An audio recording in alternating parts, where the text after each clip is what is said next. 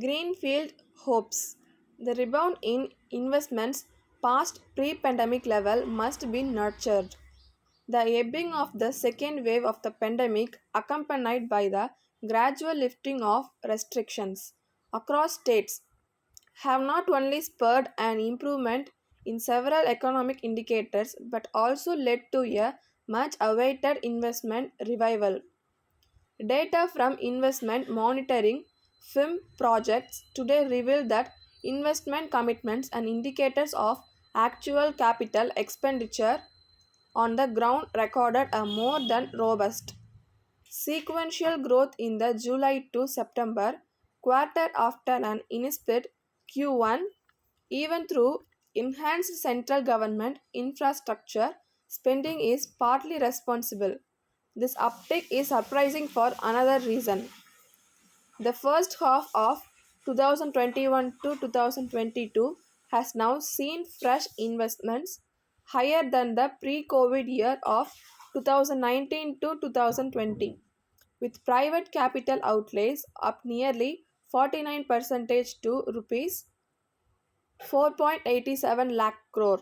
Whether or not this growth rate is sustained, the implementation of the PLI scheme to promote manufacturing investments in India is expected to spur more investments in textiles, pharma, electronics over the second half of this year and 2022 to 2023. Critics may call it a retro style import substitution.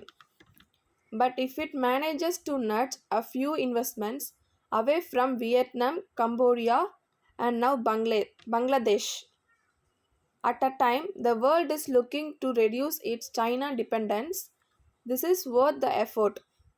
Initial evidence suggests some investors have been converted. Speedy implementation is, however, essential to ensure the expected gains accrue of the 13 sectors for which PLIs have been announced, like the EU, the US, and the UK. India needs to also invest some of this energy into improving its image on key socio-economic parameters and the adherence to the rule of law, while refining from fresh mistakes and heavy handed regulations like the much opposed draft norms for e commerce. In a world where capital is increasingly influenced by environmental, social, and governance standards, these factors merit more policy attention as well. Thank you, Anbumadi.